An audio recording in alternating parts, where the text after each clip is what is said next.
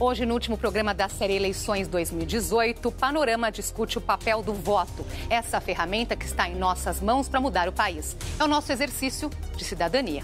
A reportagem é de Danusa Azevedo, da TV Brasil Central, de Goiânia.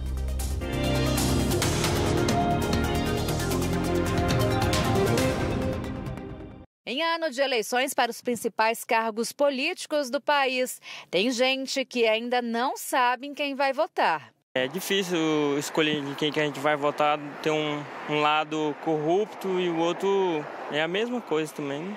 Além de ser um ato de cidadania, o voto permite que a população escolha parlamentares e governantes que fazem e executam leis que interferem na vida dela. Mas será que todo mundo acredita nisso? O voto não é quem muda nada, não. O que tem que mudar é o cidadão. Acho importante votar, até para você poder criticar depois. Segundo a última pesquisa Ibope de intenção de votos, 7% dos eleitores ainda não escolheram um candidato e 21% pretendem votar nulo ou em branco nessas eleições. Independentemente disso, um candidato será selecionado para poder exercer o mandato, né? A eleição não será cancelada caso mais de 50% dos eleitores votem nulo, mas é um direito da pessoa porque ela não se sente representada pelo aquele hall de candidatos. Hoje a gente recebe o desembargador Carlos Eduardo Padim, presidente do Tribunal Regional Eleitoral de São Paulo, e o jornalista André Guilherme Vieira, da editoria de política do jornal Valor Econômico. E você também pode participar aqui da nossa conversa com as suas perguntas e comentários pelo Facebook e também pelo Twitter. Não esqueça de usar a hashtag Panorama TV Cultura. Obrigada por terem aceitado o nosso convite. Obrigado. Chegamos ao final aqui da nossa série Eleições. Não tem como não deixarmos de falar sobre o episódio que aconteceu ontem com o candidato Bolsonaro. Quanto isso fere a nossa democracia? Doutor Padim. Bem,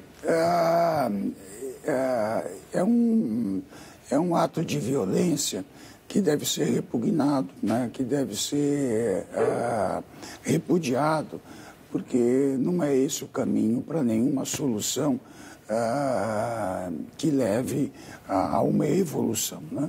Então, acho que nós temos que ter bastante, agora, paciência, serenidade para saber bem o que aconteceu, mas é um ato que todos nós devemos repudiar e chamar a atenção de que não é por esse lado, não é por esse caminho que nós devemos agir. Acho que devemos abdicar mesmo de uma maneira completa desse tipo de ação, desse tipo de atitude, né? Eu espero que esses fatos se esclareçam direito, né? E até lá eu acho que a gente tem que esperar para ver bem, né, quais foram as circunstâncias reais, quais foram, né, as condições e as circunstâncias que levaram àquele evento, que devemos repudiar e pedir muita calma a todos e orientar que as pessoas ajam, né, de acordo com modos bem civilizados, de acordo com modos não violentos, né, principalmente não violentos, civilizados, respeitando a preferência de cada um, não é, André? E o caminho é o nosso assunto de hoje, que é a decisão na urna pelo voto, não é? Eu fico um pouco preocupado de que esse fato, que obviamente ele demonstra que há uma polarização de muito tempo, que não é de hoje, mas que ele resulte em algum tipo de revanchismo, né?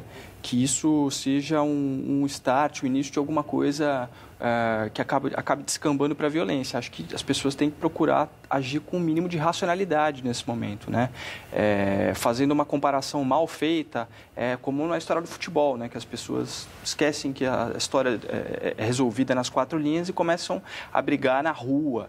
Então, eu acho que o princípio é mais ou menos o mesmo, assim, um pouco parecido. Acho que as pessoas têm que ter um pouquinho de respirar um pouquinho, pensar um pouco antes de ficar emulando e dando sequência a essa divisão de ódio, né? Certo. Vamos agora então ao nosso assunto aqui do dia, né? Falando da importância do voto. O brasileiro acha que é importante votar. Nossos repórteres fizeram essa pergunta de norte a sul do país. Vamos ver. Votar em branco não adianta. Deixar de votar não adianta. Então vamos tentar escolher o menos ruim. Eu voto para para ver se dá um Brasil um futuro melhor. Porque eu acho que todo cidadão tem o seu direito de fazer o bem pelo país, você não acha? A gente tendo esse poder de voto, a gente escolhe melhor quem vai representar. Você acredita que com o seu voto o Brasil pode mudar? Pode sim. Um dos principais alicerces da democracia é o voto. E cada uma pessoa decidir o futuro do seu país é muito importante. Meu voto é muito importante, como de todos os brasileiros, para o futuro do país. Por um votinho a gente pode transformar o Brasil. Pois é, foram em vários estados aí feita essa pergunta. O quanto o brasileiro sabe o poder que tem o seu voto, doutor Fadinho? Olha, numa democracia, a participação popular é fundamental, né? Faz parte até da própria gênese desse regime. De modo que a participação do povo é que determina o futuro, a consequência da coletividade. Eu costumo citar uma frase atribuída a Platão, dizendo assim que não há nenhum problema com os que não gostam de política, apenas eles serão governados pelos que gostam. Então, o que eu lembro é que mesmo numa comunidade pequena, as pessoas podem ver de 100, 200 pessoas, se só 2 votarem, esses 2 determinam, né, quem conduzirá o destino dos outros 200. Então, a participação tem esse aspecto da pessoa não abdicar, né, da sua contribuição. Porque a pessoa não pode pensar num voto. A escolha que um faz, ela se reúne depois na totalização da eleição. É como aquela ideia de que, acho que os pais, avós falam, né, que um galinho você quebra fácil, mas um feixe de galhos você não verga. Então, a conjunção de votos, a conjunção de ideias, a boa conjunção de escolhas determinam uma perspectiva boa, porque essa conjunção foi baseada em escolhas de programa, em escolhas de ações, em escolhas de atitude, de modo que essas, então, serão as atitudes que virão com o resultado daquela eleição. Daí a necessidade de todos e de cada voto ser importante. Eu lembro, principalmente em algumas cidades do interior, tem candidatos que ganham por uma pequena margem de votos, às vezes até de um voto.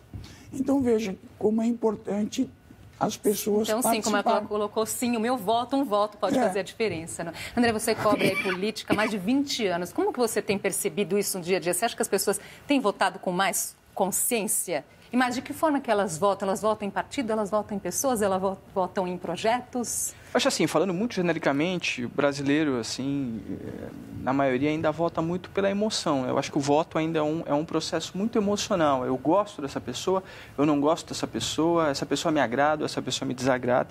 Mas imagino que, obviamente, deve ter estratos da população que pensam com um pouquinho mais de racionalidade no sentido de tentar entender se aquela pessoa, se o que aquela pessoa está propondo tem a ver com o que ele, eleitor, pensa, se ele concorda com aquilo que está sendo proposto. Mas eu acho que, no geral, o voto ainda é um processo muito emocional. A gente vê tradicionalmente no Brasil que os marqueteiros, que até a campanha de 2014 eram os magos da eleição, de alocar emocionalidade e transformar isso em voto, eles foram super bem sucedidos até pelo menos a última eleição. Agora eu vejo esse cenário um pouco mais polarizado, muito ódio à política por tudo que aconteceu, talvez até pela descoberta desse esquema sistêmico de corrupção no país inteiro. Então eu acho que hoje as coisas estão um pouco, assim, o ódio à política, o cansaço, o ranço à política está um pouco mais acentuado do que eu vejo, por exemplo, na própria eleição de 2014, em que você tinha 2 candidatos polarizando e no primeiro turno 3 candidatos. Hoje a gente tem um número maior de candidatos, né? E eu vejo essa questão da intolerância um pouco mais assim distribuída entre eles. Intolerância que está muito nas redes sociais também, não sim, é, doutor? Sim, é verdade. Eu concordo com o André, quer dizer, eu vejo que há uma oligarquia partidária que pende muito para esse lado do voto pessoal, da escolha pessoal, e enfraquece muito a densidade programática e ideológica dos partidos.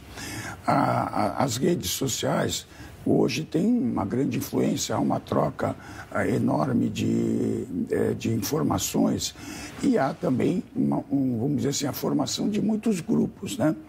O que a gente chama atenção, ou pede pelo menos para que as pessoas reflitam, é que esses grupos às vezes podem levar a uma espécie de anomia, quer dizer, a pessoa age mesmo sem pensar, repassando o que incomoda um, passando o que agrada o outro, só porque ele pertence a um grupo e o outro. Quer dizer, então ficam umas trocas de informações sem densidade e pode levar muitas notícias falsas, inclusive. Também, e alguma rivalidade, né? Essa rivalidade é que acrescenta nessa falta de consciência, né, verdadeira, né, no tocante às temáticas postas na campanha, né? Vou chamar a nossa enquete de hoje. Você acha que o voto deveria ser facultativo, sim ou não? Vamos ver aí o que as pessoas acham. Os nossos repórteres fizeram essa mesma pergunta nas ruas. Vamos ver. O voto deveria deixar de ser obrigatório? Não, eu acho que não. Devia. Deveria deixar de ser obrigatório, mas que a gente tivesse consciência e votasse. Tinha que ser facultativo, acho. Se às vezes você vai votar por obrigação, vai colocar qualquer um lá e, né, se dana, né? Obrigar alguém a fazer algo já muda totalmente o contexto. Pessoas realmente que têm interesse vão estudar o candidato e vão votar melhor, eu acho. É outro assunto que vira e mexe volta à pauta, não é? Eu gostaria de saber a opinião de vocês sobre isso, da obrigatoriedade do voto. Minha opinião pessoal, se diz, pessoalmente acho que o voto poderia ser facultativo. Acho que seria um avanço em termos democráticos. Tem muita gente que critica o fato, não, se você tornar o voto facultativo, a pessoa não vai ter obrigação de votar e ela vai estar sujeita, por exemplo, em determinados locais, mais propensa ao voto de cabresto, por exemplo, ou ser induzida a ir votar em A ou B por algum motivo, por compra de voto, né? Mas eu acho que isso não aconteceria, porque hoje você tem, pelo outro lado, já é obrigatório votar. A pessoa vai ter que votar de qualquer jeito. Então, isso pode acontecer na fórmula de hoje mesmo. Acho que isso não é algo que pode ser solucionado por um regramento. Eu acho que, do ponto de vista do princípio, acho que seria mais democrático se o voto fosse facultativo. Eu acho que isso está ligado um pouco a uma decisão frente à cultura da coletividade, né? No Brasil, nós temos o voto obrigatório e essa transição passa um pouco por todas essas questões, né? Da participação das pessoas voluntariamente por desejo de ter consciência do exercício da cidadania, né? Porque o voto é um direito e um dever, né? Eu ia colocar exatamente, é um direito ou é um dever? É um dever, porque todo cidadão tem obrigação de participar. A nossa democracia é representativa. Quer dizer, o povo está no Congresso através dos seus representantes. E só não está lá como se fosse uma praça pública, porque não é possível nós reunirmos todos os brasileiros, aí 200 milhões de pessoas, numa praça pública, né? Mas o povo elege os seus representantes que estão lá para serem vigiados, cobrados. Então, além de votar, a cobrança, essa interação com os representantes é que é muito importante. E isso depende da carga de consciência cívica de toda a população, né? Hoje muito se fala, né, de que as pessoas não lembram em quem você votou para deputado na última eleição, na eleição anterior, e o que revela que o voto ainda precisa adquirir uma consistência maior, né? Do ponto de vista ideológico e do ponto de vista... Podemos dizer que é um processo que ainda estamos aprendendo, então. E do ponto de vista de acompanhamento, né? De cobrança, né? Agora, há quem acredite que a não obrigatoriedade do voto poderia melhorar a qualidade do voto. Eu acho que o que falta nas pessoas é fazer uma distinção clara. O doutor Padim falou, né? Você tem o voto, ele é um dever e um direito. Eu entendo ele um dever como um ato cívico, um dever no sentido de consciência, né? Não é uma imposição. Eu acho que ele sendo facultativo ou não, a pessoa tem que ter esse conhecimento, esse interesse. Olha, eu faço parte de um processo, o meu voto tem uma importância, é relevante no todo, apesar de ser apenas um voto, e eu, por consciência, por dever cívico, não por obrigatoriedade formal, devo votar para participar desse processo. Você acha que é essa educação que falta, então? Falta, eu acho, na minha opinião, eu acho que falta. Acho que falta as pessoas entenderem isso, acho que falta um pouquinho de compreender a dimensão disso, da importância disso. Nós vamos fazer uma pausinha aqui na nossa conversa e a gente volta já.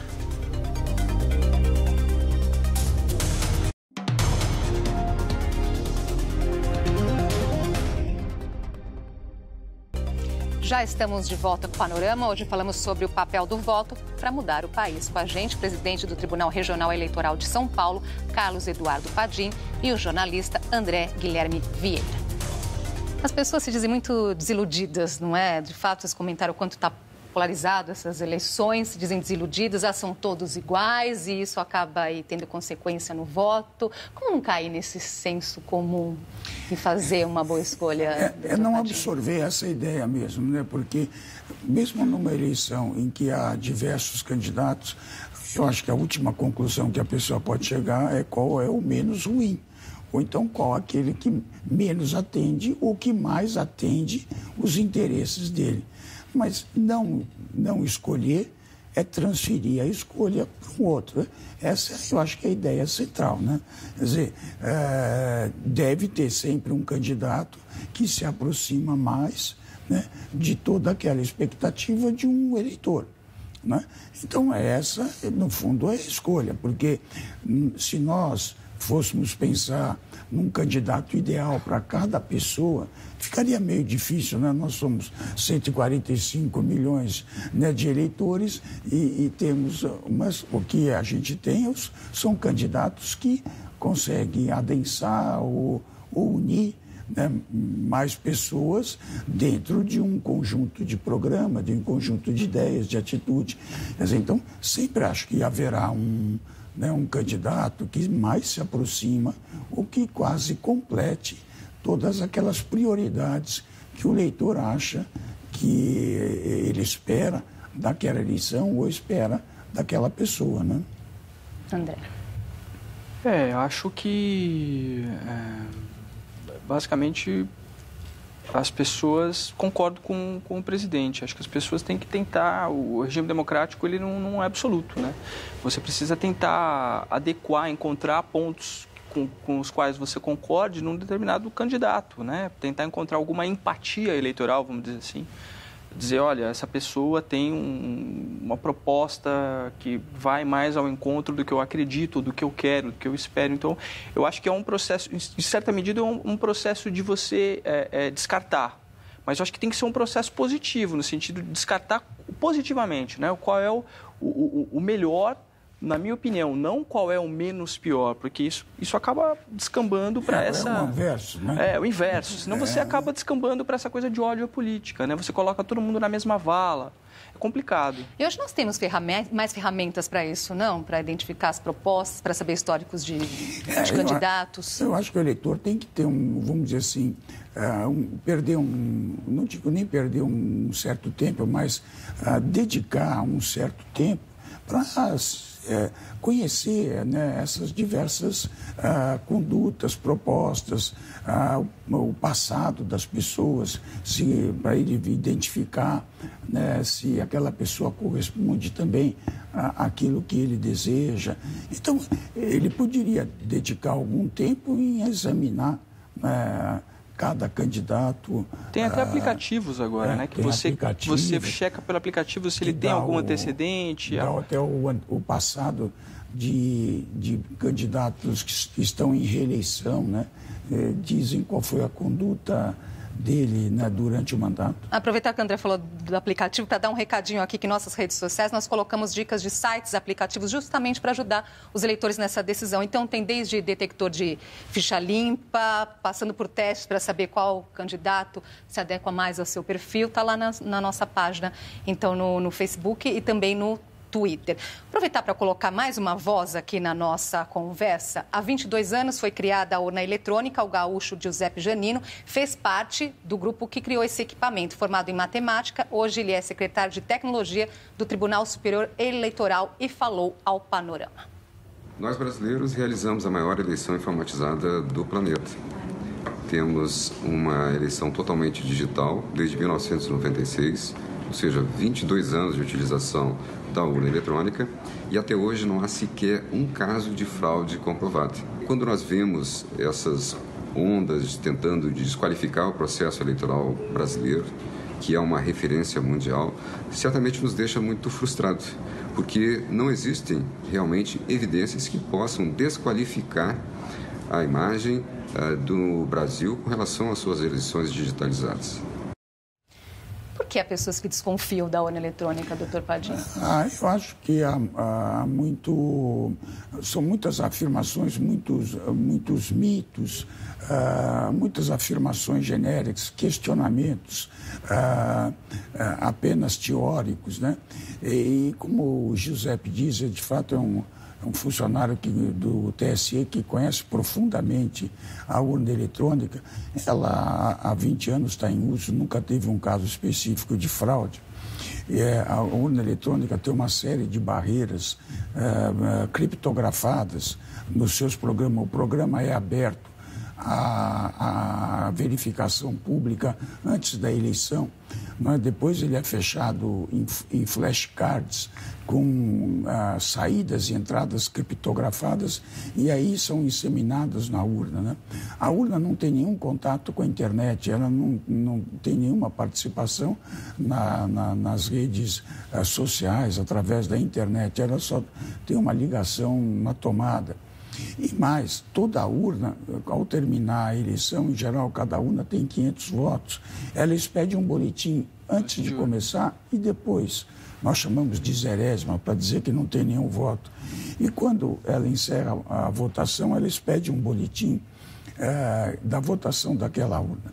Então, um partido bem organizado pode ter o resultado da eleição até antes mesmo que o Tribunal Superior Eleitoral, porque basta ele somar todos os boletins de urna. Então, como cada urna expede um boletim, é fácil rastrear alguma coisa sistêmica, porque qualquer problema na urna eletrônica não teria sentido se fosse com um voto 30, 40 de uma urna. Quer dizer, isso teria que ser uma coisa sistêmica. E nós, até por causa disso, fazemos uma auditoria paralela, e antigamente nós falamos votação paralela, que na véspera da eleição nós sorteamos urnas do estado todo e trazemos uma quantidade de urnas para a sede do tribunal com acompanhamento dos partidos e da polícia, onde nós fazemos uma votação no dia da eleição escrita, que é cantada para a urna eletrônica. E isso é filmado. Então, aquela votação escrita passa para a urna eletrônica mediante a fala, né? Isso é cantado, e os resultados, evidentemente, terão que bater. Se houvesse algum problema sistêmico, esse problema sistêmico... É importante trazer esse tipo de informação justamente para saber como é que funciona todo esse bastidor, não é? Dá até para o eleitor, ao final da votação, depois das 5 horas, ir na sessão onde ele vota, olhar o boletim de urna e fazer a comparação. Dá para ele fazer uma fiscalização ali, individual por sessão. Acho que é um dispositivo bastante seguro, né? Não sei se dá tempo de dizer, os americanos vieram há algum tempo e isso virou uma onda na internet dizendo que os americanos não quiseram. Mas eles não quiseram não pela falta de segurança, porque o modelo eleitoral lá é diferente do nosso. A cultura também, Você precisaria de dois sistemas, porque tem o voto do colégio dos delegados e o voto dos eleitores. Então, não seria útil para eles no modelo de votação deles, mas eles reconheceram na época que a urna era segura. Dá tempo aqui de chamar um vídeo do TSE que ilustra justamente a importância do voto. Vamos ver. O nome da criança? Isaías. Esta aqui, meu filho. Quando você deixa de votar, são os outros que acabam escolhendo por você. Nessas eleições, encontre o candidato que melhor representa suas ideias. Porque votar é decidir você mesmo o que é melhor para o futuro. Justiça Eleitoral. Chegamos ao final do programa, então eu gostaria que vocês dessem justamente um recado final para o eleitor.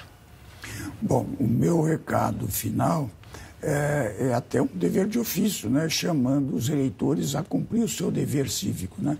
De que venham às eleições, participem, o voto de cada um é muito importante.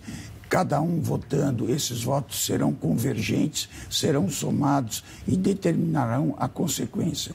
Como se diz, o voto tem consequência. A pessoa abdica de poder obter aquela consequência que ele imagina ideal. E transfere, como estava mesmo